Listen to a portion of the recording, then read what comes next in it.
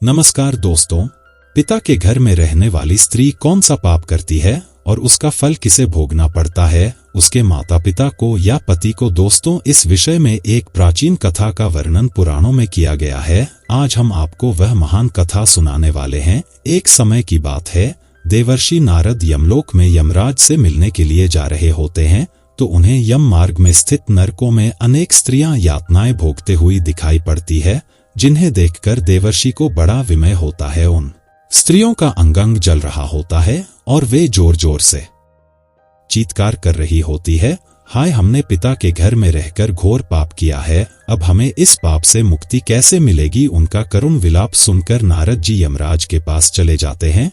नारद जी को देखकर यमराज उनका स्वागत करते हुए कहते हैं, हे देवर्षि, यमपुरी में आपका स्वागत है। आज किस प्रयोजन से आपका यमपुरी में आगमन हुआ है? अवश्य ही आप कोई महत्वपूर्ण समाचार लेकर आए होंगे। देवर्षि नारद कहते हैं, हे धर्मराज, आज मैं आपके दर्शन करने के लिए ही आ रहा था, किंतु मैंने यमपुरी के मार्ग में बड़ी ही विचित्र घटना देखी है, जिससे मेरे मन में शंका निर्माण हो गई है।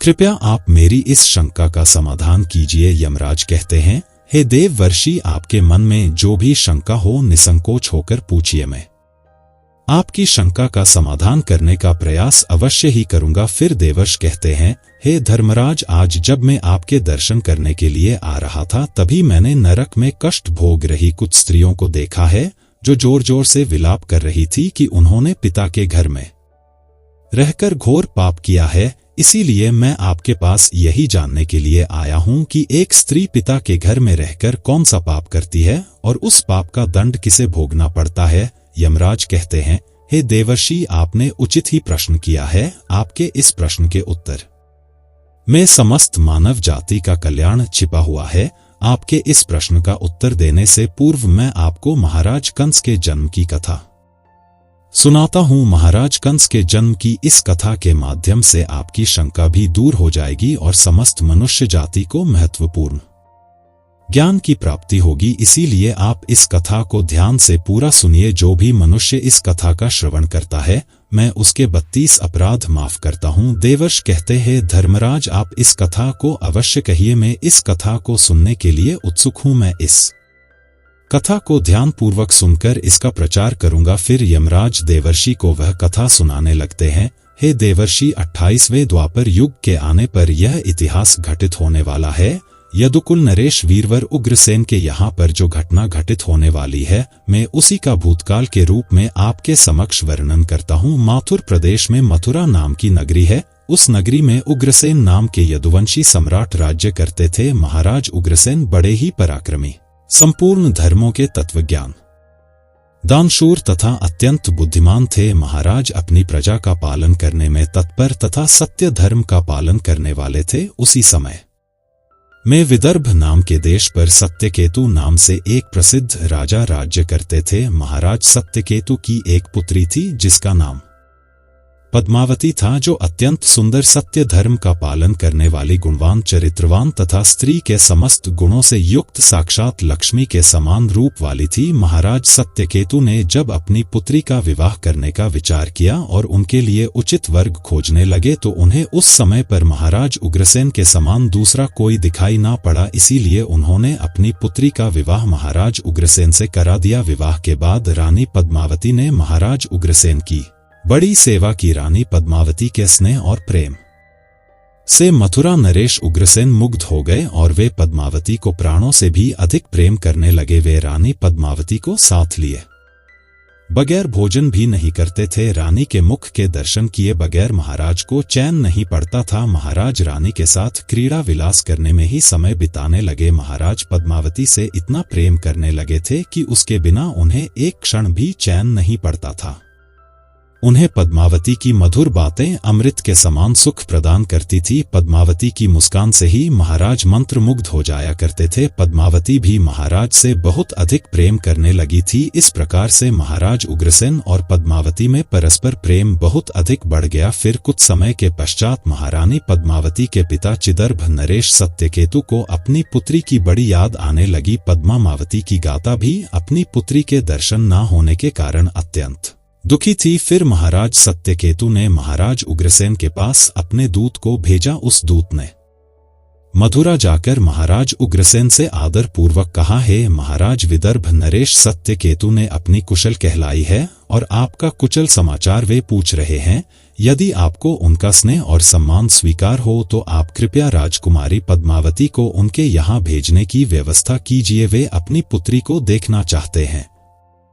उन्हें बड़े दिनों से अपनी पुत्री की याद जा रही है और उससे मिलने की उनके मन में बड़ी इच्छा है। महाराज उग्रसेन ने जब दूत के मुख से यह बात सुनी तो उन्होंने बड़े आदर के साथ महाराज सत्यकेतु की इच्छा का स्वागत किया और अपनी उदारता दिखाते हुए उन्होंने अपनी प्राणप्रिया पत्नी पद्मावती को अपने पिता के पास भेजने का निश्चय किया। महारानी पद्मावती अपने पति के निर्णय से अत्यंत प्रसन्न हुई और अपने पति से आज्ञा लेकर पिता से मिलने के लिए रथ में बैठकर चली गई। अपने पिता के घर पहुंचकर पद्मावती ने पिता को नमस्कार किया और उनके चरण स्पर्श किए। अपनी पुत्री को देखकर महाराज सत्यकेतु को और उनकी पत्नी को बड़ी प्रसन्नता हुई। फिर पद्मावती अपने पिता के घर में बड़ी ही प्रसन्नता के साथ रहने लगी। वहां पर वह अपनी सखियों से मिली और उनके साथ स्वच्छंद होकर विहार करने लगी। पहले की तरह ही वह वन में घूमने लगी, नदी सरोवर के पास जाकर विचरण करने लगी। अपने पिता के घर आकर वह पुनः बालिका बन गई और उसके आचरण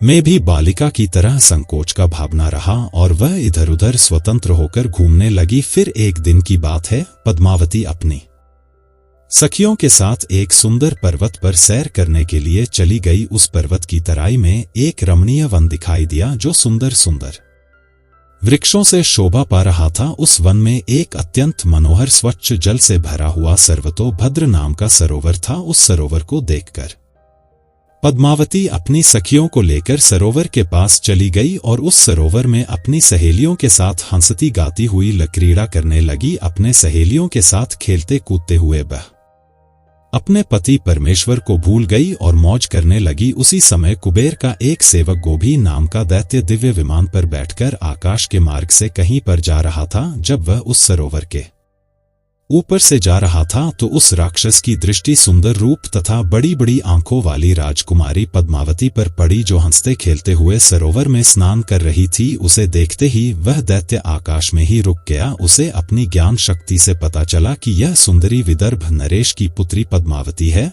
जो महाराज उग्रसेन की प्यारी पत्नी है। वह दैत्य गोभी इस प्रकार से सोचने लगा, हाय यह पद्मावती कितनी सुंदर है, इसका रूप कितना मनोहर है, किंतु यह पतिव्रता होने के कारण आत्मबल से सुरक्षित है, पर पुरुष के लिए इस सुंदरी को पाना असंभव है। महाराज उग्रसेन बड़ा ही मूर्ख है जो उसने अपनी इतनी सुंदर मनोहर रूप वाली पत्नी को मायके में भेज दिया। यह सुंदरी देवताओं के लिए भी दुर्लभ है। इस समय कामदेव मुझे बहुत पीड़ा दे रहे हैं। मैं कैसे इस सुंदरी के निकट जाऊं और इसका उपभोग करूं। इसके साथ भोग विलास करने की मेरे मन में बड़ी इच्छा हो रही है। इतना सोचते हुए उस राक्षस ने एक उपाय निकाला और फिर उसने महाराज उग्रसेन का रूप धारण किया। उसने पूरी तरह से अपने शरीर को महाराज उग्रसेन में बदल दिया। वह हुबहू महाराज आरोन की तरह ही दिखाई पड़ रहा था। फिर यह उस वन में एक वृक्ष के नीचे जाकर बैठ गया और उसने मधुर संगीत बजाना शुरू कर दिया। वह मधुर संगीत मोहित करने वाला था। जब पद्मावती और उसकी सखियों ने उस मधुर संगीत को सुना तो उनका मन विचलित हो गया और वह मधुर संगीत की तरफ आकर्षित होने लगी। वह सोचने लगी, वह मधुर संगीत कौन बजा रहा है जिसने हम सभी को मंत्रमुग्ध कर डाला है। पद्मावती के मन में उस संगीत बजाने वाले को देखने की इच्छा हो गई। वह उस संगीत का पीछा करते हुए अपनी सखियों के साथ जाने लगी तो उसने देखा कि एक वृक्ष के नीचे कोई पुरुष बैठा है जो महाराज उग्रसेन की तरह दिखाई पड़ रहा था। बासात में वह दुष्ट राक्षस गोभी था जी महाराज का रूप धारण करके बैठा हुआ था। महाराज उग्रसेन को वहां पर बैठा हुआ देखकर पद्मावती सोचने लगी, मेरे धर्मपरायण पति अपना राज्य छोड़कर इतनी दूर कब और कैसे चले आ गए। महारानी इस प्रकार से सोचने ही लगी थी कि महाराज उग्रसेन के भेष में बैठे हुए उस दुष्ट गोभी ने स्वयं ही महारानी को पुकारा, हे प्रिय यहाँ पर मेरे पास आ जाओ, मैं तुम्हारे बिना जी नहीं सकता। सुंदरी तुमसे अलग रहकर मुझे चैन नहीं पड़ रहा था। तुम्हारे दर्शन किए बगैर भोजन करना भी असंभव हो गया था। इसी कारण से मैं खुद ही चलकर तुम्हारे पास आ गया हूं। मैं तुमसे एक क्षण भी दूर नहीं रह सकता। अपने पति के ऐसे वचन सुनकर महारानी पद्मावती कुछ लज्जित सी हो गई और शर्माते हुए वे उनके सामने जाकर खड़ी हो गई। फिर महाराज के भेष में बैठे उस पापी ने महारानी का हाथ पकड़ लिया और उन्हें लेकर जंगल में एकांत स्थान पर ले गया। वहां पर उसने अपनी इच्छा अनुसार पद्मावती के साथ भोग विलास करने लगा। लेकिन महाराज उग्रसेन के गुप्त अंग में कुछ एक निशानी बनी हुई थी जो इस बहरूपे के शरीर के अंग पर दिखाई नहीं पड़ रही थी, जिसे देखकर महारानी अचानक से भयभीत हो गई। उसे समझ में आ गया कि यह महाराज उग्रसेन नहीं है, उनका रूप धारण करके कोई बहरूपिया आया है। महारानी पद्मावती तुरंत वहां से उठ खड़ी हुई और अपने वस्त्र संभालकर पहन लिया। महारानी के हृदय में इस घटना से बड़ा दुख हुआ। एक पापी बहरूपे ने महाराज का रूप चारण करके उनका उपभोग किया, जिससे महारानी बहुत क्रोधित हो गई और उस राक्षस से कहने लगी, अरे नीच, जल्दी बता तू कौन है? तूने महाराज का रूप धारण करके मेरा उपभोग करके घोर पाप किया है, तू महापापी और निर्दय है। इतना कहकर महारानी की आंखें भर आई और यह रोते हुए उस पापी को श्राप देने लगी, हे दुष्ट दुरात्मा, तूने मेरे पति का रूप धारण करके मेरे साथ छल किया है, मेरे इस पवित्र शरीर को मलिन कर दिया है, मेरे उत्तम पतिव्रता व्रत को नष्ट कर डाला। अब यहीं पर तू मेरा प्रभाव देख ले, मैं तुझे अत्यंत कठोर श्राप दूंगी। रानी पद्मावती की बात सुनकर यह राक्षस गोभी अपने असली रूप में आ गया और कहने लगा, हे दुष्टा पतिव्रता स्त्री से तो समस्त राक्षस और दानव दूर भागते हैं। मैं तो जन्म और कर्म से राक्षस ही हूं, इसीलिए मुझे श्राप देने से पूर्व तुम मेरे दोष का विचार करो। तुम मुझे कौन से अपराय के लिए आप दे रही हो? मेरे राक्षसी स्वभाव के कारण ही मैंने ऐसा कृत्य किया है। पद्मावती कहने लगी, है पापी राक्षस में साध्वी और पतिव्रता नारी हूं, मेरे मन में मेरे पति का ही बारा है। मैं केवल अपने पति की ही कामना करती हूँ, मैं सदा उन्हीं के लिए व्रत एवं तपस्या करती हूँ। मैं अपने धर्म मार्ग पर चल रही थी, किंतु तूने माया रचकर मेरे साथ अन्याय किया है, मेरा पतिव्रता चर्म नष्ट कर डाला है, इसीलिए दुष्ट मैं तुझे भरग कर डालूंगी। फिर वह राक्षस गोभीर कहने लगा, है राजकुमारी, यदि तुम उचित समझो तो मेरी बात सुनो। मैं धर्म की बात कह रहा हूँ। जो स्त्री प्रतिदिन मन, वाणी और क्रिया द्वारा अपने पति की सेवा करती है, पति के संतुष्ट होने पर ही स्वयं संतुष्ट होती है, पति के गुस्सा होने पर भी उसका त्याग नहीं करती, उसके दोष का विचार नहीं करती, अपने पति के हर काम में उसका साथ देती है, पति के अलावा कभी किसी पुरुष का विचार तक नहीं करती, वह स्त्री पतिव्रता कही गई है। यदि कोई स्त्री खुद का कल्याण चाहती है तो वह अपने पति का कभी त्याग नहीं करती, पति चाहे रोगी ही कोढ़ी हो, बूढ़ा हो, अंगन हो अथवा पापी हो, पतिव्रता स्त्री कभी अपने पति का परित्याग नहीं करती है। जो स्त्री अपने पति को छोड़कर अपना मन दूसरे कार्यों में लगाती है, पति को भूलकर खुद मौज उड़ाती है, स्वेच्छाचारिणी बनकर पति को छोड़कर अकेले ही इधर उधर घूमने लगती है, उसे संसार में व्यभिचारिणी कहा गया है। जो स्त्री पति की अनुपस्थिति में श्रृंगार करती है, सज-धज कर इधर उधर घूमती है, विहार करती है, दूसरे पुरुषों के सामने नाच गाना करती है, उसे उल्टा कहा जाता है। राजकुमारी, तुम बताओ, अपने पति को छोड़कर तू इस वन में किस लिए आई है? पति की सेवा करना छोड़कर तू सज धज कर श्रृंगार करके इस वन में क्यों भटक रही है? तुझे शर्म नहीं आती? और फिर तू किस मुंह से कह रही है कि तू पतिव्रता है? कर्म से तो तुम पतिव्रता दिखाई नहीं पड़ती हो। तुम पति के बिना निर्भय होकर इस पर्वत में और वन में मतवाली होकर धूम रही हो, इसीलिए तुम पापिनी हो। मैंने तुझे सही राह पर लाने के लिए ही तेरा उपभोग करके तुझे दंड दिया है। जब तू इसके बाद कभी ऐसी धृष्टता नहीं करेगी, इसीलिए तुम मुझे बताओ तो पति को छोड़कर किस लिए यहाँ पर आई हो? यह श्रृंगार, यह आभूषण, यह मनोहर सुंदर सुंदर वस्त्र धारण करके किसके लिए घूम रही हो? तुम्हारा पति तो दूर विदेश में रहता है, तो किसके लिए इतना सज-धज कर घूम रही हो? हे पापिनी, अब बोलो ना, किस लिए और किसके लिए यह सब किया? कहाँ है तुम्हारा पतिव्रता चर्म? दिखाओ तो मुझे। व्यभिचारिणी स्त्री के समान बर्ताव करने वाली नारी, तुम इस समय अपने पति से 500 कोस दूर हो। कहा है तुम्हारे अंदर पति को देवता मानने का भाई? अरे दुष्ट कहीं की, तुझे शर्म भी नहीं आती? खुद के ऐसे बर्ताव पर तुझे घृणा भी नहीं होती? तू क्या मेरे सामने बोलेगी? तू खुद पाप करके यहाँ पर घूम रही है, सुंदर वस्त्र आभूषण पहनकर पराये पुरुषों को आकर्षित कर रही है और मुझे बता रही है कि तू पतिव्रता है। उस गोभी के ऐसे वचन सुनकर पद्मावती बोलने लगी, ओ नीच राक्षस, तू सुन, मेरे पिता ने मुझे अपनी पति के घर से बुलाया है, इसीलिए मैं आई हूँ। इसमें पाप कहाँ है? मैं काम, लोभ तथा मोह के वश में पति को छोड़कर नहीं आई हूँ, हरा वन में भी हूँ। लेकिन हे पापी, तूने मेरे पति का रूप धारण करके मुझे धोखा दिया है। एक पतिव्रता स्त्री का पतिव्रता धर्म भंग करने वाले को घोर नरक में डाला जाता है, उसे बाद में सूअर के जन्म में डाल दिया जाता है। क्या तुझे इतना भी नहीं पता? तू नहीं जानता मैं अपने पति से बहुत प्रेम करती हूँ। मैंने कभी अपने पति का अपमान नहीं किया, रादेव उनकी सेवा की है। मैंने कभी अपने पति की आज्ञा का उल्लंघन नहीं किया। तो फिर क्यों तूने एक पतिव्रता स्त्री को दूषित करने का दुस्साहस किया है? अरे दुष्ट राक्षस, देवता भी पतिव्रता स्त्री से भयभीत रहते हैं। पतिव्रता स्त्री के श्राप से ही सूर्य की अग्नि भी ठंडी पड़ जाती है, सरोवर सूख जाते हैं, वृक्ष फलहीन हो जाते हैं। पतिव्रता स्त्री के बिना यह संसार न हो जाएगा। फिर गोभीर ने कहा, पद्मावती, अब मेरी बात सुनी। अंधे मनुष्य को कुछ भी दिखाई नहीं देता है। इस समय पर तुम धर्म रूपी नेत्रों से हीन हो गई थी, इसीलिए तुम अपने पति को पहचान नहीं पाई। जिस समय पर तुम्हारे मन में अपने पति का घर छोड़कर पिता के घर पर आने की इच्छा हुई, उसी समय तुम अपने मन से पति की भावना छोड़कर उनके ध्यान से मुक्त हो गई। पतिव्रता स्त्री निरंतर केवल पति का ही चिंतन करती है। जब तुम्हारे अंदर पति से दूर होने की भावना जाग गई, उसी समय तुम्हारे हृदय की आंखें फूट गई। फिर तुम मुझे कैसे पहचान पाती? तुम जगर सच्ची पतिव्रता होती तो मुझे देखते ही पहचान लेती। प्रतीक्षिता रात्रि के मन में केवल उसका पति ही होता है, यह अपने पति की सुगंध में उसे दूर से ही पहचान लेती है। लेकिन तुम अपने पिता के घर पर आकर अपने पति को भूल चुकी थी, इसीलिए तुमने मुझे पहचाना नहीं और अपना पति समझकर मेरे साथ चली आ गई। गोभी के इस प्रकार के निहुर वचन सुनकर रानी पद्मावती को अपनी भूल का पता चल गया और उसके हृदय में बड़ा दुख हुआ। यह पश्चाताप करने लगी। फिर गोभी ने कहा है, शुभे, मैंने तुम्हारा उपभोग किया है, जिससे तीनों लोगों को कष्ट पहुंचाने वाला पुत्र उत्पन्न होगा। यही तुम्हारे इस पाप का दंड है।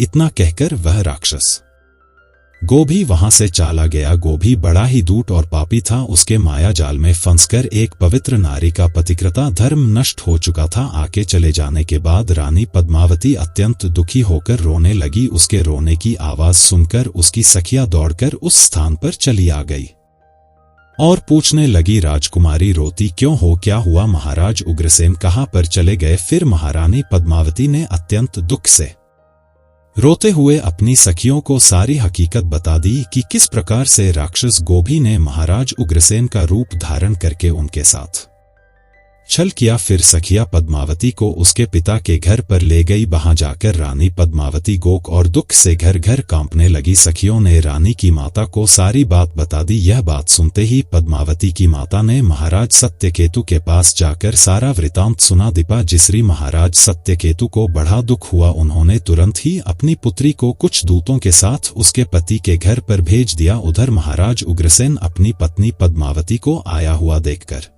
बहुत प्रसन्न हुए। वे बार बार पद्मावती से कहने लगे, हे प्रिय, तुम्हारे बिना मेरा जीवन दुष्कर हो गया था। तुम और कुछ दिन ना आती तो मेरे प्राण ही चले जाते। इतना कहते ही रानी पद्मावती महाराज के गले में पड़कर फुट फुट कर रोने लगी। महाराज उग्रसेन कहने लगे, हे सुंदरी, क्या हुआ? क्यों रो रही हो? मुझे बताओ, तुम्हारे दुख का क्या कारण है?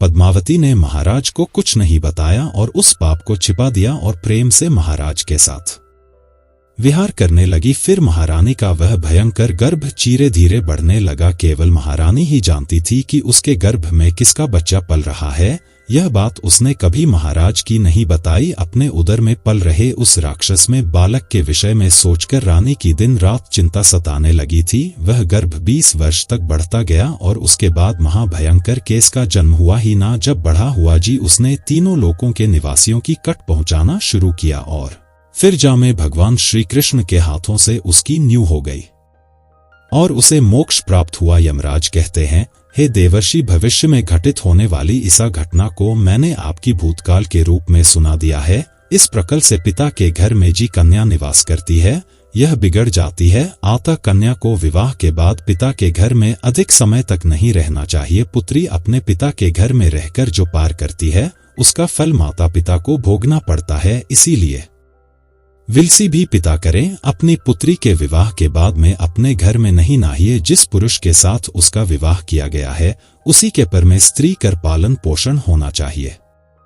यहाँ रहकर जब वह भक्ति पूर्वक अपने पति की मेचा करती है उसे दोनों कुल की कीर्ति बढ़ती है। पिता के घर में जाने पर वह फिर से अपने पुराने दिनों को याद करती है और यति को भूल जाती है। ऐसे में उसके द्वारा अनजाने में ही भयंकर पाप हो सकता है। विवाह के बाद रात्रि की रक्षा केवल उसका पति ही कर सकता।